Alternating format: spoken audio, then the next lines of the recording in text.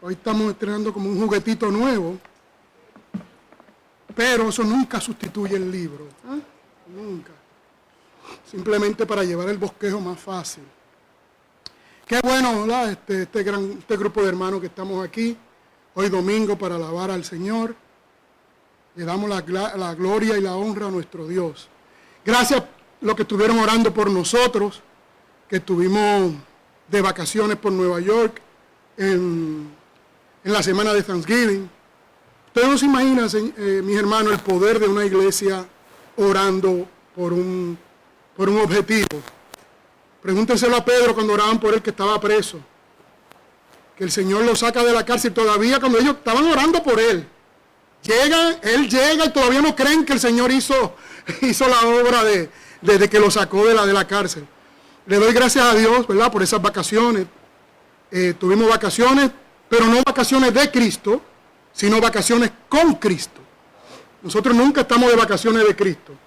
Siempre estamos de vacaciones con Cristo.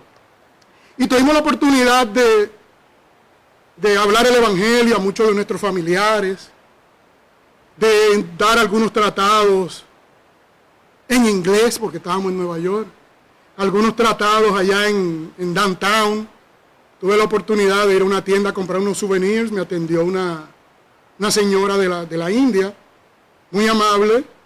Le compré algunos souvenirs, pero al final ella tuvo que comprarme el tratado. O sea, aceptar mi tratado.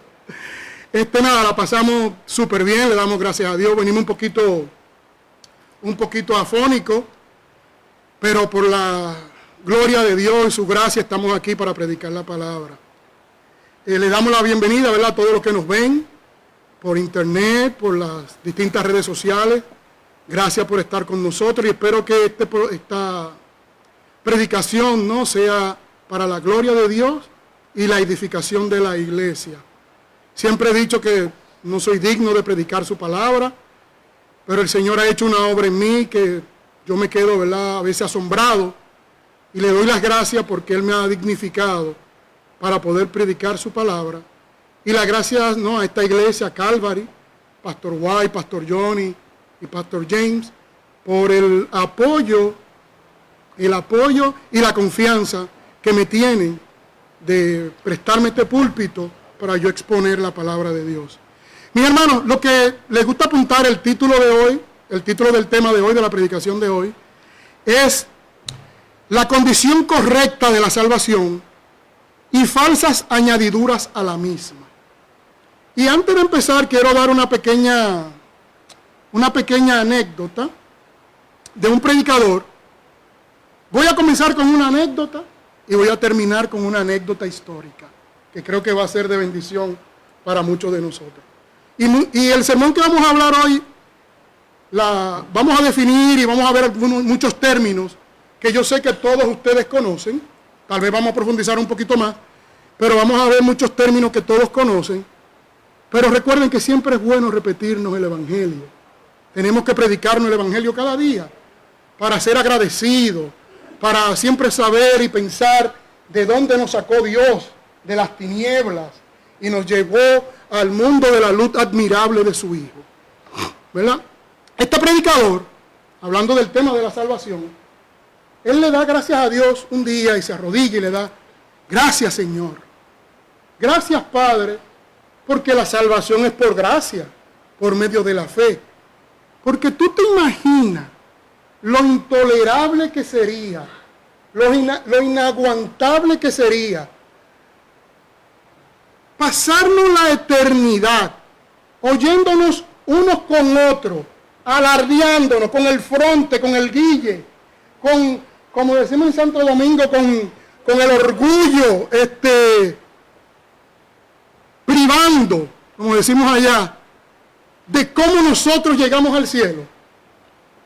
Por la eternidad. No, yo hice un asilo de ancianos, yo ayudé a las huérfanos, yo fui un buen padre, yo hice aquello, yo hice lo otro. ¡Oh, qué desastre! Pasarnos la eternidad unos con otros, oyéndonos de cómo llegamos al cielo. Gracias, Señor, porque la salvación es por gracia, por medio de la fe en tu Hijo amado Jesucristo. Y es verdad, tenemos que darle gracias a Dios por eso. Bien, como le dije, el tema es la condición correcta de la salvación y falsas añadiduras a la misma. Cada vez que le añadimos algo más a la gracia, de que la salvación es por gracia, por medio de la fe, estamos cayendo en falsa doctrina, ¿no? Como dice Efesios 2:8-9, porque por gracia soy salvo por medio de la fe. Y esto no de vosotros, pues es un don de Dios, no por obra, para que nadie en el cielo se gloríe. Eso de en el cielo se lo puse yo. Hermanos, vamos a orar. Gracias, Señor, por tu gracia. Gracias por tu amor y por tu misericordia. Gracias por el sacrificio de Cristo en la cruz del Calvario para salvarnos, Señor. Para nosotros poniendo nuestra fe en ese sustituto nuestro en la cruz, Señor, podamos alcanzar la salvación eterna y tener acceso de ti y tener vida eterna, que no es más que conocerte a ti y crecer en ti. Ayúdanos, Señor, a predicar tu palabra, que no sea yo, Padre, sino tu Santo Espíritu ministrando a tus hijos, Señor, y que todo sea para la gloria y la honra tuya. En el nombre de Jesús. Amén. Amén. Hermano, esto lo vamos a ver como en dos aspectos, en dos categorías. Vamos a verlo de la parte positiva, desde el punto de vista de que la condición de salvación de la manera positiva, y la segunda categoría o aspecto es esas añadiduras que algunas denominaciones le quieren añadir, valga la redundancia, a la salvación, convirtiéndola en una falsa enseñanza. Vamos a ver. Comenzamos primero con la fe. Como dijimos, la base de todo, Efesios 2:8-9. La salvación es por gracia, por medio de la fe. Esa es la base de todo. No hay nada adicional a creer en Jesús, poner la fe en el sustituto que nos pueda dar la salvación. Nada adicional. Hay evidencia bíblica de esto, hermano. En el Nuevo Testamento hay más de 200 pasajes claros, más de 200 pasajes claros, donde nos indican claramente que la única condición para salvación es por gracia, por medio de la fe. Más de 200, hermanos. Hay también algunos pasajes difíciles, que, mis amados hermanos, tenemos que interpretarlos en base a los pasajes claros. No podemos inventar, estando en la claridad, viéndolo tan claro, poner a inventar con los pasajes difíciles y añadirle algo más a la salvación. Como le digo, hay más de 200 pasajes claros que nos hablan de que la salvación es por gracia, por medio de la fe. Busquen en sus Biblias, rapidito, el Evangelio de Juan 1:12. Eso no lo sabemos, yo creo que todos de memoria. En el Evangelio de Juan, capítulo 1, versículo 12. Yo se lo leo, ustedes me siguen. Mas a todos los que le recibieron, a los que creen en su nombre, les dio la potestad de ser hechos hijos de Dios. Este versículo, mis hermanos, dice claro quiénes son los hijos de Dios. Y dice claro qué significa seguir al Mesías. ¿Qué significa recibir al Mesías? El mismo versículo te lo dice. Recibir al Mesías, ¿quiénes son? Los que creen en su nombre. Simple y llanamente, ¿verdad, Fernando? Los que creen en su nombre. Este es uno de los pasajes más claros para entender de que la salvación es por medio de la fe. Que es por gracia, por medio de la fe. Hay otro pasaje, hermano. Vamos a ir yendo a la Biblia en distintos pasajes, rapidito. Que en Hechos 16, 30 y 31. Hechos 16, 30 y 31. Y dice así la palabra del Señor. Ustedes me siguen. Y sacándolos les dijo: señores, ¿qué debo hacer para ser salvo? Ellos dijeron: cree en el Señor Jesucristo y serás salvo tú y tu casa. Cuidadito con este versículo, hermano, que a veces queremos decir: pero en mi familia, qué sé yo, murió mi hermano y mi hermano nunca aceptó al Señor. Y dice que sí, que serás salvo tú y tu casa. Falló una promesa del Señor. No. Hermano, esta promesa fue al carcelero de Filipo. ¿Ah? Esta promesa no fue usted directamente. Hay promesas que son directamente a una persona en la palabra de Dios. Hay un principio, sí. Un principio. ¿Qué? Por ejemplo, instruye al niño en su camino y aun cuando fuere, ¿verdad? Aun cuando fuere grande, fuere viejo, no se apartará de él. Esos son principios bíblicos. Generalmente suceden, pero no es una promesa exacta para todo el mundo. Esos son cosas, porque entonces la palabra de Dios nunca falla y cualquiera podría creer que es un fallo, ¿verdad?, en la palabra. No, hay que tener claro lo que es una promesa y lo que es un principio bíblico. Vamos a aclarar eso. Y aquí dice claramente que es lo que necesito para ser salvo. Y la única condición era que se le dijo al carcelero: cree en el Señor Jesucristo. O sea, creer en el Señor Jesucristo es la única condición para ser salvo. Pero hay que aclarar algo más, mis amados hermanos. No es simplemente creer que el Señor Jesús existió, que vino a la tierra. Hay grandes ateos de los más paganos que saben que Jesús vino a la tierra y que existió. No es solamente creer que Él vino y murió en la cruz, que resucitó. Esos son datos históricos que cualquier impío, cualquier inconverso lo cree. La salvación es creer que el Señor Jesús vino a la tierra, murió en esa cruz como sustituto por ti, por mí. ¿Para qué? Para el perdón de los pecados. Para el perdón de los pecados y para darnos perdón de esa condenación eterna, de esa separación de Dios eternamente y del infierno. Que Él es el sustituto nuestro. Eso es lo importante. Saber que Él vino, que murió, que resucitó, son datos históricos y eso no salva a nadie. Eso tenemos que hacerlo nuestro. Tenemos que hacerlo nuestro. ¿Verdad? En otras palabras, se necesita confiar en el Mesías para la propia salvación. Uno debe creer, hermano, que Él logró la obra de salvación a favor de uno, a favor de nosotros. Descansar en eso.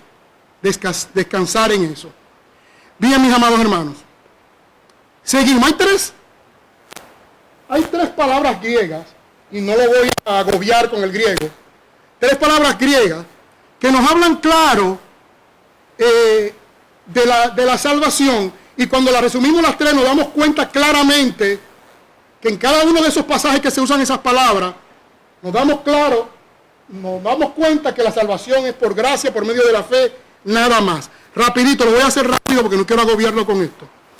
La primera palabra, pistis, aparece 243 veces en el Nuevo Testamento y significa simplemente fe.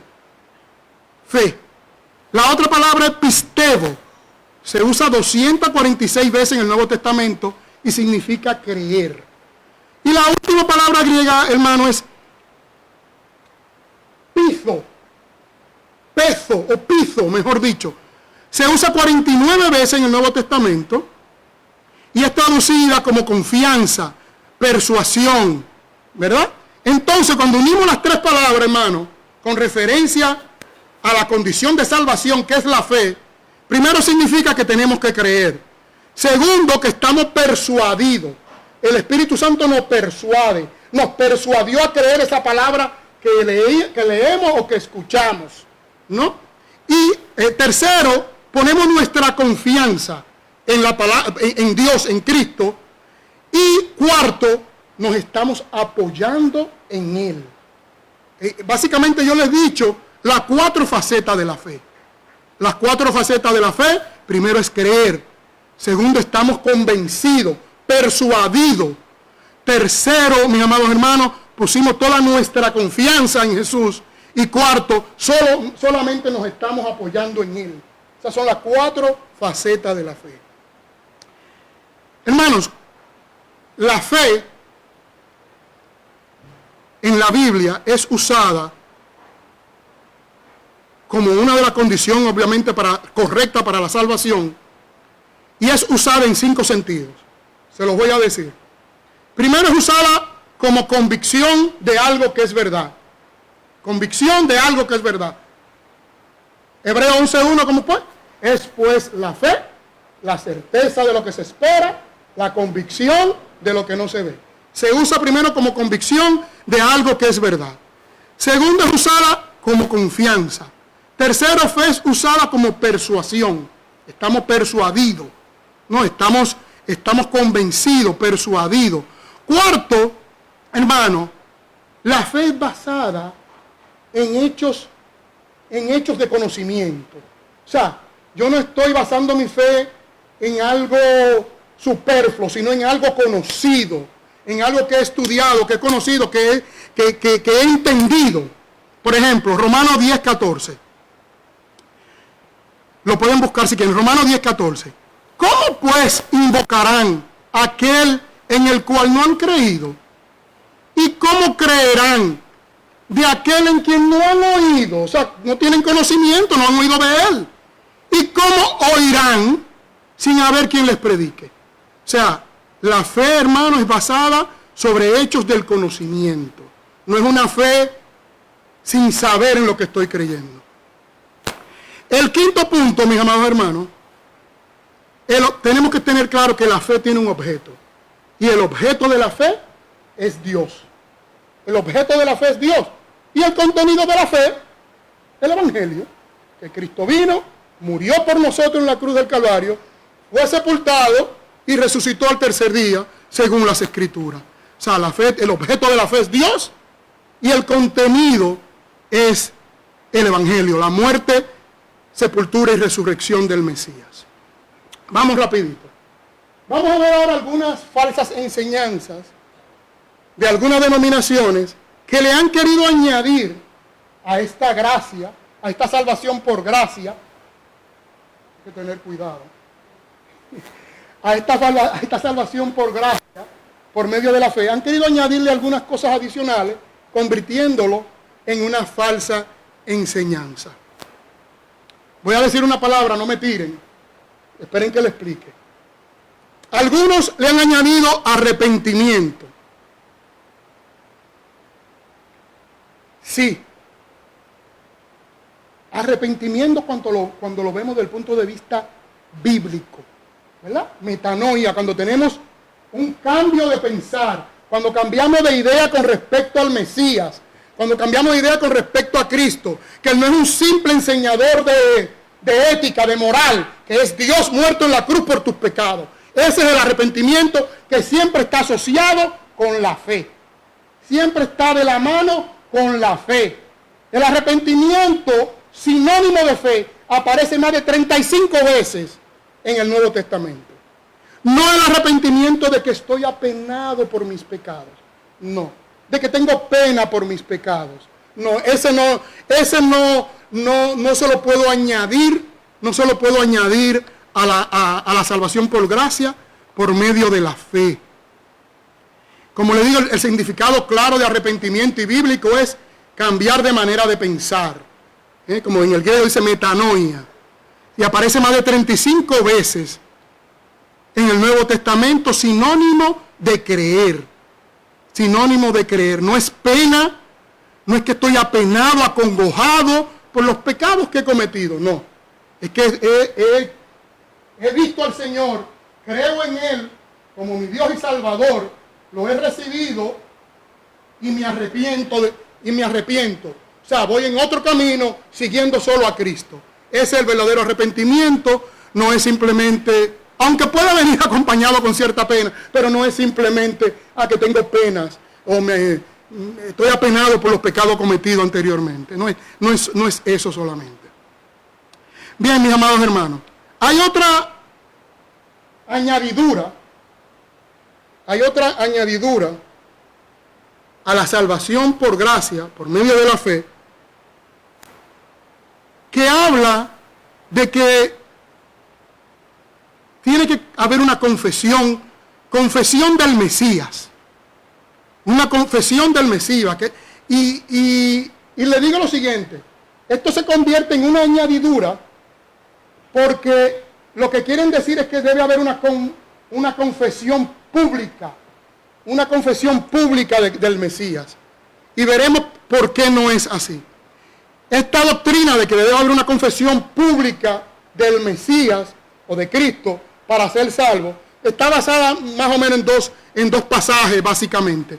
En Mateo 10:32 dice: cualquiera pues que me confiese delante de los hombres, yo también le confesaré delante de mi Padre en los cielos. Y el otro caso que siempre se agarran para decir, no, ves que tiene que haber una confesión pública, es Romano 9:10. Y dice así, ay Señor, el tiempo me está traicionando. Bueno, le prometo que antes de las 11:30 terminamos.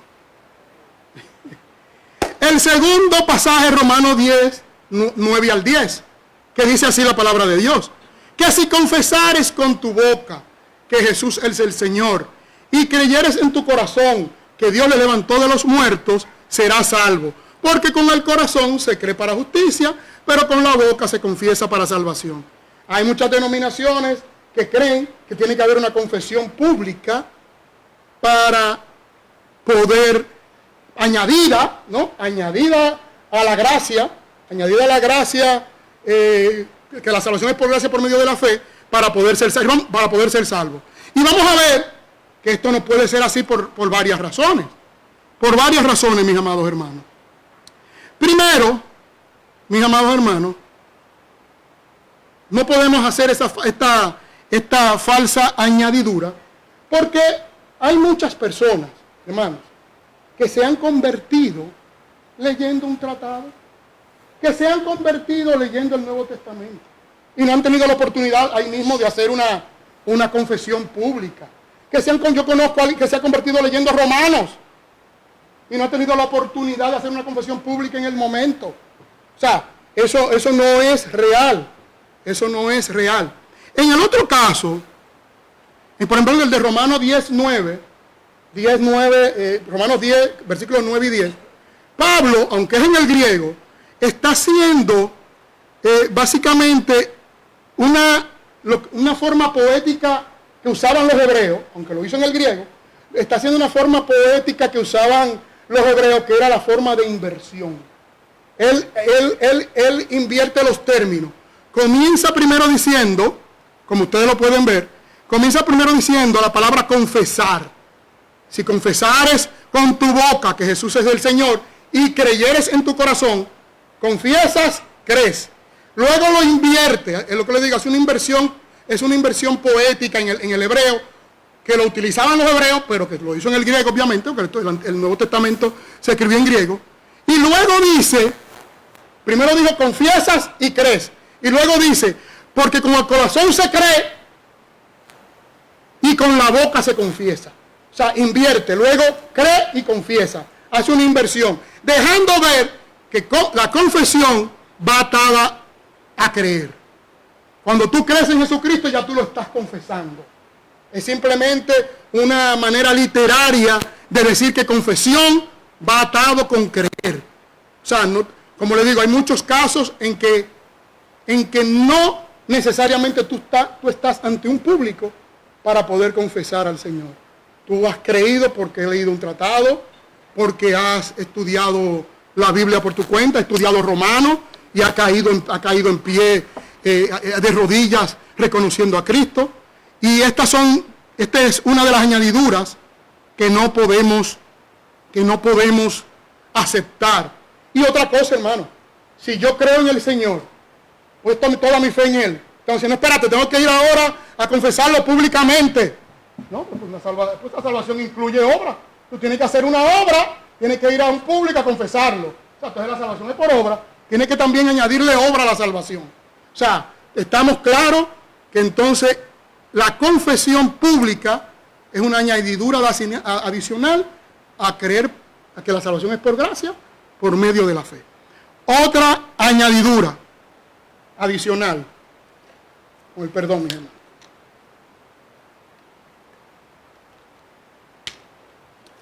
Le doy gracias a Dios que tengo voz, porque he estado bien aquejado. Hay algunas denominaciones que dicen que también tenemos que, aparte para aceptar a Cristo, para ser salvo, aparte de la gracia por medio de la fe, tiene que haber una confesión de pecados. una confesión de pecado instantánea. Por ejemplo, y se basa en 1 de Juan 1:9. ¿Se recuerdan? 1 de Juan 1:9.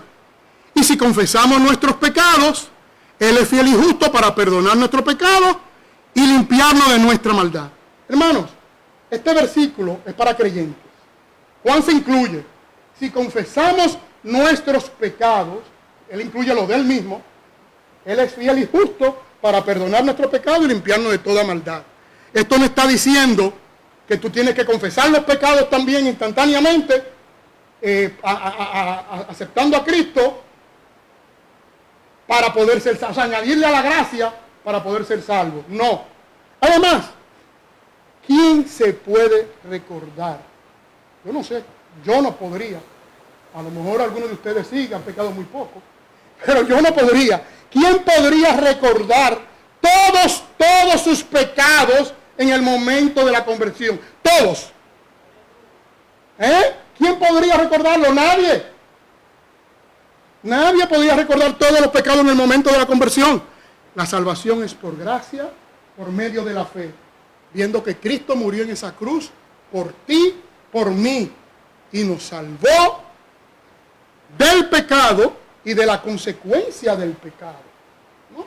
Que es el infierno, la separación eterna de nuestro Señor, de nuestro Dios y Padre, de nuestro Dios y Padre. Hay otras denominaciones, mis amados hermanos, que indican que tenemos que implorarle de una manera, ¿cómo le digo? De una manera fuerte, incisiva, implorarle a Dios que nos salve. Eso es otra añadidura a la gracia por medio de la fe. Y ellos se basan en Isaías 55:6. Y dice así la palabra del Señor: buscad a Jehová mientras pueda ser hallado. Llamadle en tanto está cercano.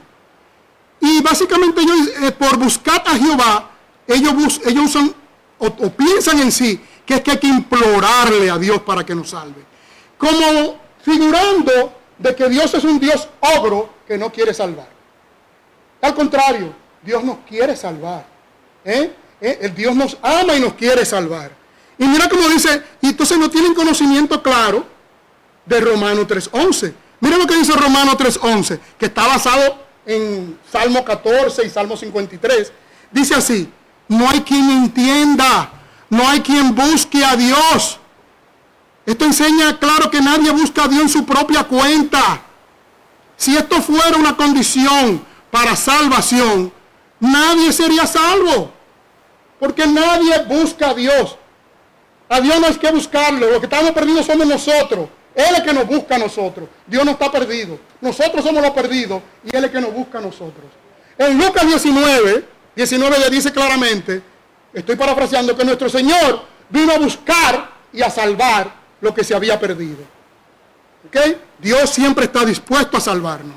Siempre nos lleva al momento preciso, utiliza su palabra, utiliza el predicador, utiliza la Biblia, ¿no? Para que el Espíritu Santo te convenza de quién es Jesús, ¿no? Y lo acepte y cambie tu vida y acepte a Cristo como tu Dios y Salvador. Dios lo hace todo. Es como dice Jonás 2:9, la salvación es del Señor.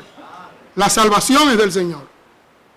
Hay otros que le añaden, mis amados hermanos, a la gracia por medio de la fe, que es la única condición válida para la salvación, le añaden que hay que rendirse al señorío de Cristo.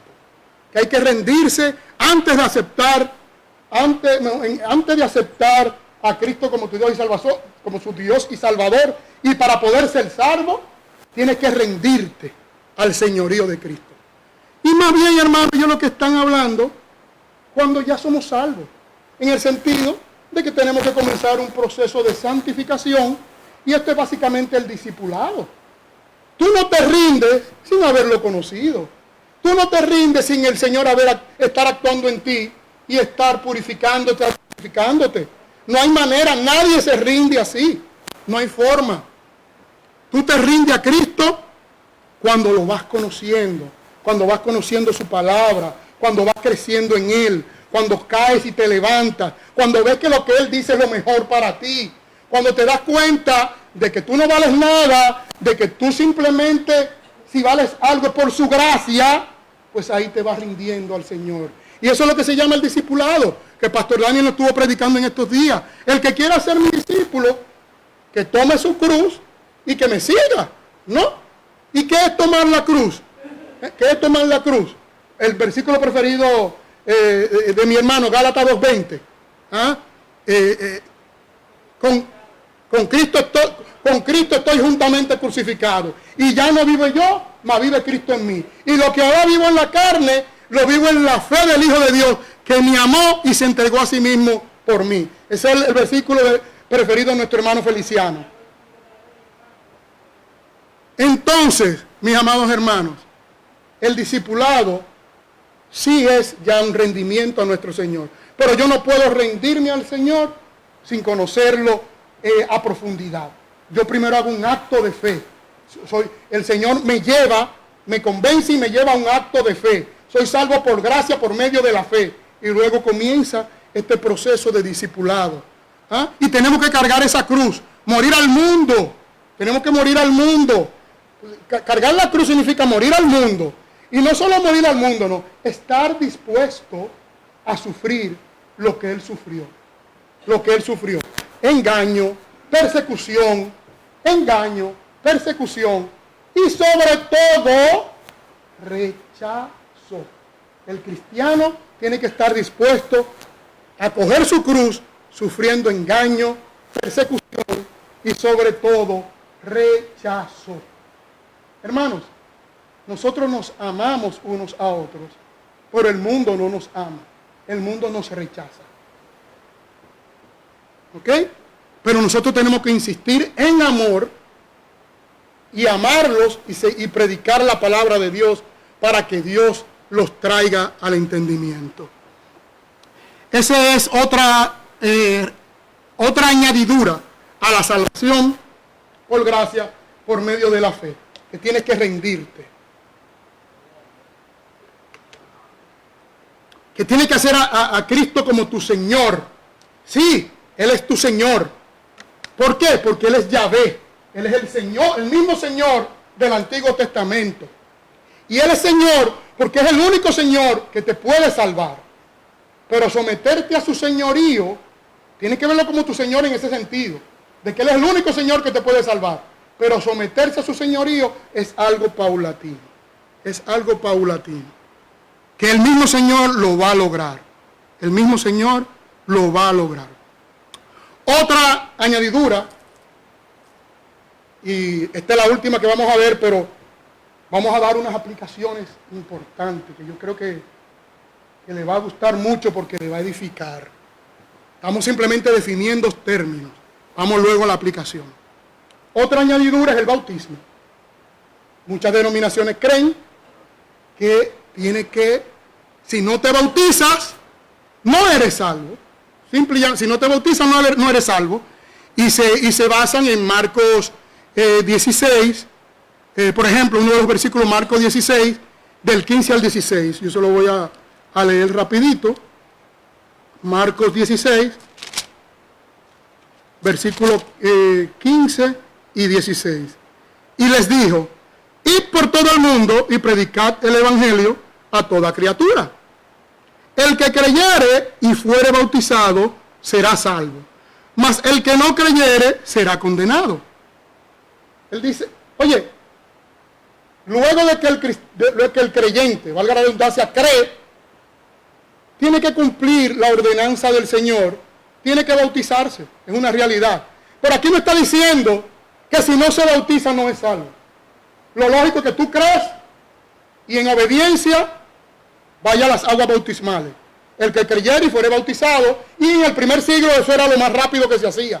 Era la persona creía y rápidamente se bautizaba. ¿Se acuerdan el eunuco etíope? ¿Dónde hay agua? De una vez, creí en el Señor, me bautizo rápido. A Pablo, le dijo a Ananías, levántate y bautízate. O sea, eso es lo común. Pero el Señor no está diciendo que si no te bautiza, no te vas a salvar. Él no está diciendo eso. Hay otro versículo que se basa en que Hechos 2:38, que dice arrepentíos y bautícese cada uno para el perdón de los pecados. Si, no lo quiero agobiar con esto, pero si van al griego, ahí se usa la palabra eis, que lo que básicamente está diciendo es, arrepentíos y bautícese cada uno por causa del perdón de los pecados. En otras palabras, como ya soy salvo, ahora me tengo que bautizar. Pero el bautismo no es una condición correcta o una añadidura para la salvación. ¿Okay? Hay otros ejemplos, pero no quiero agobiarlo con eso. Y le voy a dar el ejemplo más claro del bautismo, de que no es condición para salvación. ¿Se recuerdan? El ladrón en la cruz. El ladrón en la cruz no tuvo tiempo de bautizarse. Él simplemente creyó que Cristo es el Mesías, que Cristo es el perdonador de pecados, que es el Rey de Reyes, el Rey mesiánico, el Rey que puede dar vida eterna. Le dijo, Señor, acuérdate de mí cuando vengas en tu reino. Y el Señor le dijo, en otras palabras, no es cuando yo venga en mi reino, cuando venga a implantar el reino mesiánico dentro de 2000 y pico de años, no. Yo me acuerdo de ti hoy mismo, porque hoy estarás conmigo en el paraíso. Hoy estarás conmigo en el paraíso. A él no le dio tiempo ni de bautizarse, ni de hacer grandes, ni de hacer obras, ni nada por el estilo. Nada. Y fue salvo. Es el mejor ejemplo del que el bautismo no es una condición para salvación. Sí tenemos dos ordenanzas del Señor, el bautismo y la mesa del Señor, y tenemos que obedecer. Bien, vamos ahora, mis amados hermanos. Tengo media hora ahora para las aplicaciones. Tengo media hora ahora para las aplicaciones. Después que somos salvos, solo Dios sabe quién es salvo y quién no es salvo. Nosotros podemos tener una idea, porque dice la palabra, por sus frutos. Por sus frutos lo conoceréis. Yo puedo tener una idea de que todos los que estamos aquí somos salvos. Después que somos salvos, mis amados hermanos, le hago una pregunta. ¿Alguna vez, mi hermano o mi hermana, te has preguntado si vas a poder perseverar hasta el fin? ¿Te has preguntado eso? ¿Te ha llegado esa inquietud, esa incertidumbre? ¿O te ha preocupado eso en algún momento? De que a pesar de las pruebas de la vida, las tentaciones, nuestros enemigos, ¿no? El mundo, el diablo y la carne, que son nuestros enemigos, ¿estás seguro? ¿Cómo tú puedes estar seguro de que no terminarás apartándote del Señor? Busquen en su Biblia, que esto sí es importante. Busquen en su Biblia Hebreos 4, versículos 12 y 13. Hebreos 4, versículos 12 y 13. Yo se los voy a leer y ustedes me siguen. Si esa pregunta te ha llegado a tu mente, o esa incertidumbre, o esa preocupación, Hebreos 4, 12 y 13 es para ti y es para mí. Miren cómo dice la palabra del Señor. Porque la palabra de Dios es viva y eficaz, y más cortante que toda espada de dos filos. Penetra hasta partir el alma y el espíritu, las coyunturas y los tuétanos, y discierne los pensamientos y las intenciones del corazón. Y no hay cosa creada que no sea manifiesta en su presencia. Antes bien, todas las cosas están desnudas y abiertas a los ojos de aquel a quien tenemos que dar cuenta. Cuando dice porque la palabra de Dios se está refiriendo, hermano, a todo lo que ya ha venido hablando, en el capítulo 4 del libro de los Hebreos. Y si usted se fija, mis amados hermanos, en el capítulo 4 del libro de los Hebreos hay una referencia al Salmo 95 del versículo 7 al 11, donde habla claramente del fracaso de Israel en el desierto, de que no pudieron entrar, al no obedecer a Dios, a no seguirla, no pudieron entrar en el reposo de Dios. Hace referencia a esto. Y miren cómo dice en el versículo 2 de Hebreos 4.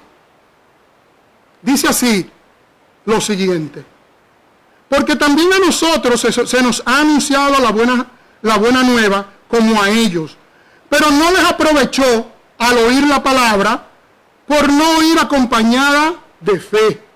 A ellos en el desierto no les aprovechó oír la palabra por no ir acompañada de la fe, por no ir acompañada en los que la oyeron.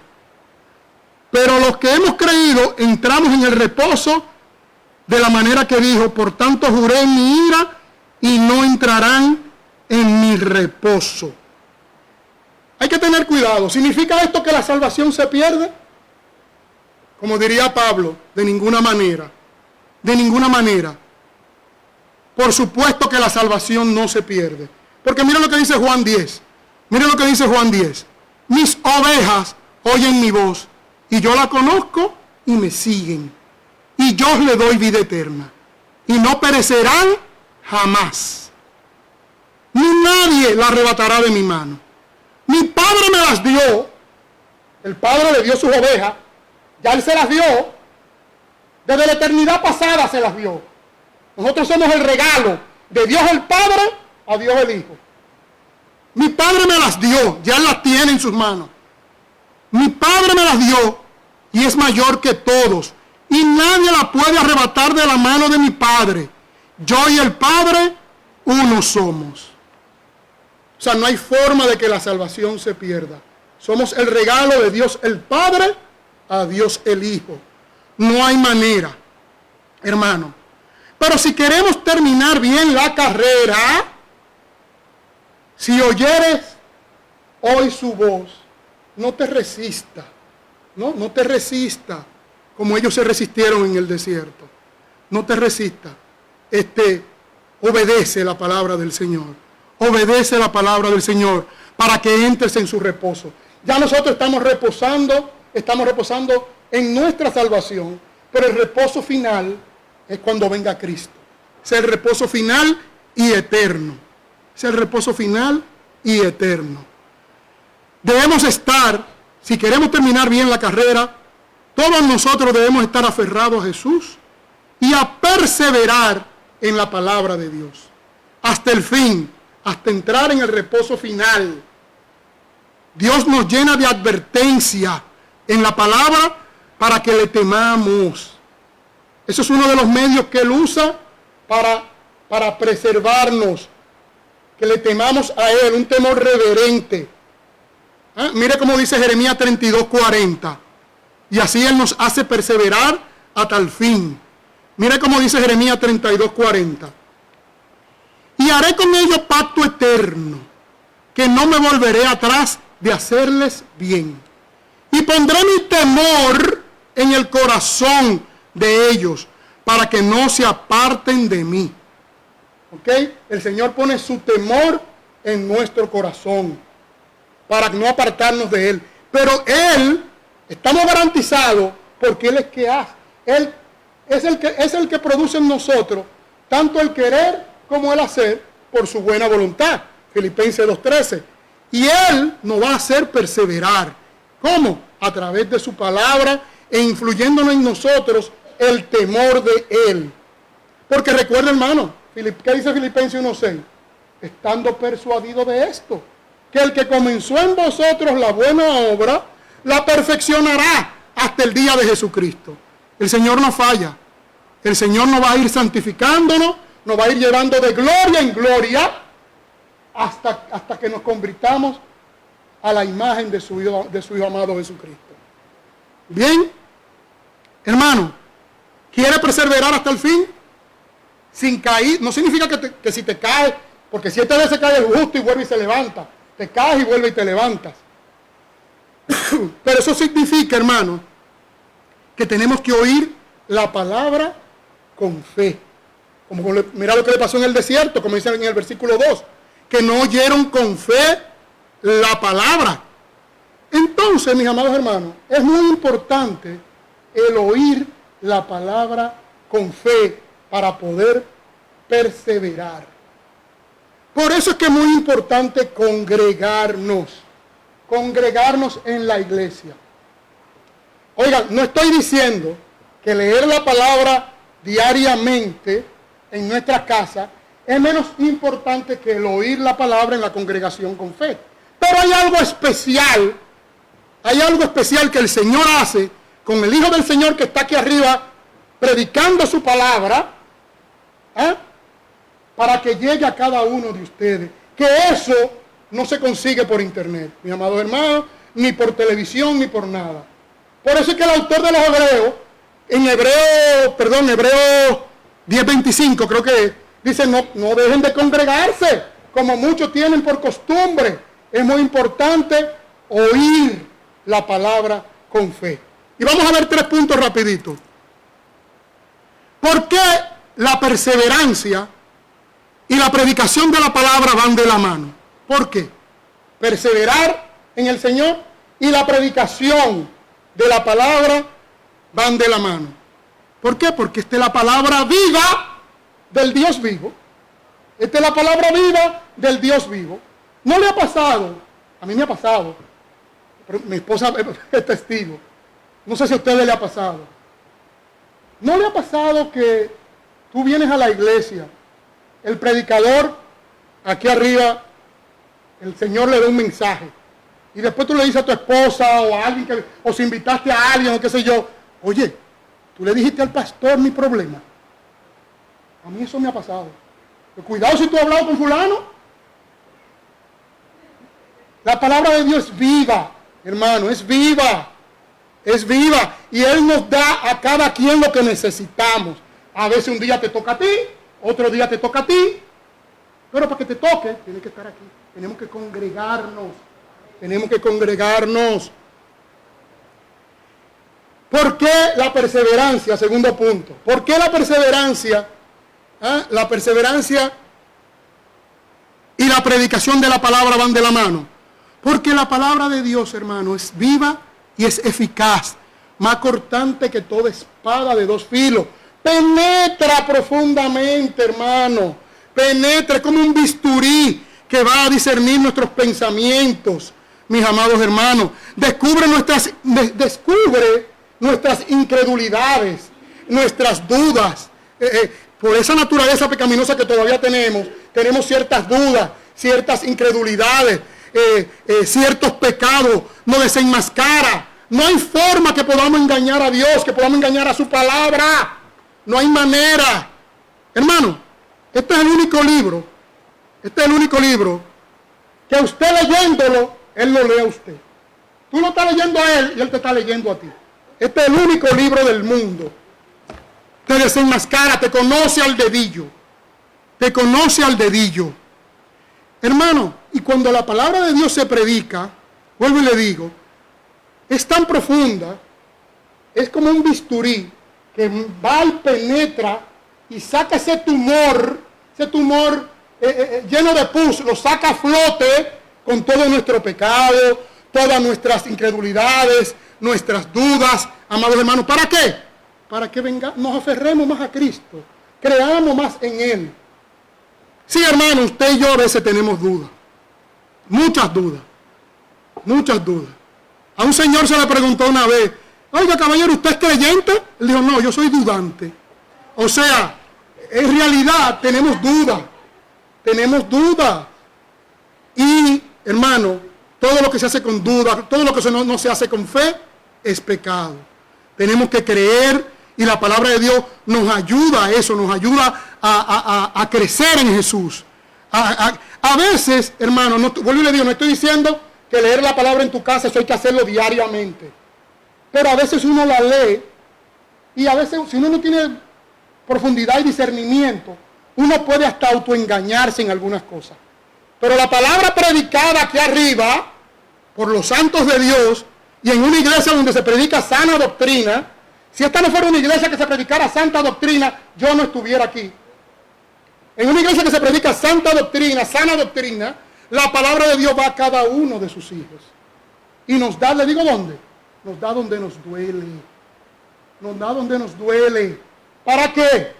Para que crezcamos en el Señor, nos arrepintamos de las dudas, vayamos a las promesas de la palabra, a la verdad de la palabra, para que creamos en Él cada día más. Cada día más. El Señor lo que quiere, hermano, es curarte. Él lo que quiere es curarte con ese bisturí. Por eso es que penetra a lo más profundo y parte los huesos y los tuétanos y va a lo profundo del corazón. Ahora recuerde, mi amado hermano, que esa mano que sostiene el bisturí, esa mano que sostiene el bisturí para hacer esa incisión, es la misma mano que escribió tu nombre en el libro de la vida antes de la fundación del mundo. Recuerde eso, recuerde eso. Hermano, ¿por qué vuelvo? Estamos terminando. Unos 30 minutos terminamos. ¿Por qué la palabra de Dios, o sea, por qué perseverar va de la mano de la palabra de Dios, de la palabra oída, de la palabra de Dios? ¿Por qué? ¿Y qué hace esta palabra? Porque esta palabra, hermano, nos prepara para el juicio. Esta palabra de Dios, predicada, primeramente predicada, luego estudiada y leída, nos prepara para el juicio. Pero alguno dirá, hermano, ¿pero qué pasa con Romanos 8:1? Ninguna condenación hay para los que están en Cristo Jesús. ¿Por qué usted dice que nos prepara para el juicio? Bueno, hermano, porque se acuerda a 1 Corintios 3, versículos 12 y 15, y 2 Corintios 5 y 10, todos tenemos que comparecer al tribunal de Cristo, a ver las obras que hicimos, si fueron buenas, fueron malas, si alguien edificó en hojarasca, en heno, si edificamos en plata, en oro, para recibir recompensa. Y esta palabra de Dios, hermano, Cristo nos está extirpando el tumor que le dije, y nos está preparando para las buenas obras que nuestro Dios, oye hermano, esto es hermoso, esas buenas obras, nuestro Dios la va a aplaudir, esas obras nuestro Dios la va a aplaudir en el día del juicio. ¿No me lo creen? 1 Corintios 4:5. Vamos a 1 Corintios 4:5. Dios va a aplaudir. El Señor Jesucristo está quitando el tumor para prepararnos para las buenas obras, para que nuestro Padre las aplauda en el día del juicio. 1 Corintios, capítulo 4, versículo 5. Dice así: así que no juzguéis nada antes de tiempo, hasta que venga el Señor, el cual aclarará también lo oculto de las tinieblas y manifestará las intenciones de los corazones. Y entonces cada uno recibirá su alabanza de Dios. Vamos a recibir nuestra alabanza de Dios en el día del juicio, si nuestras obras son recompensadas. Si nuestras obras son recompensadas. Hermano, por eso es importante, como le dije, no podemos dejar de congregarnos. Es importante tener una iglesia donde se predique fielmente la palabra de Dios. No deje de asistir a la iglesia, porque Dios siempre tiene algo. Tú no sabes si ese día es el día que Dios tiene algo especial para ti. Yo puedo entender, o trato de entender, que tú no puedas estar en los 3 cultos del domingo. Trato de entender, a veces no lo entiendo. Pero por lo menos ven los jueves. O sea, ven el domingo en el culto que puede, pero ven los jueves. O sea, no faltes a la casa de Dios, del Dios vivo. No falte a la iglesia de Dios, más que es una iglesia que se predica sana doctrina. O sea, hay iglesias, hermano, lamentablemente, que no se predica sana doctrina. Ahí yo no digo que nadie vaya. Hermano, y voy a terminar dije que iba a comenzar con una anécdota, y voy a terminar con una anécdota.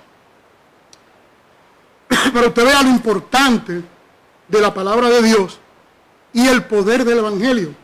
Como yo dije, el versículo que le gustaba mucho a mi hermano Feliciano, el versículo de los versículos que a mí más me gusta es Romano 1,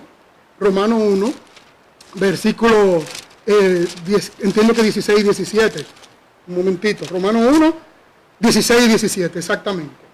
Porque no me avergüenzo del evangelio, porque es poder de Dios para salvación para todo aquel que cree, al judío primeramente y también al griego.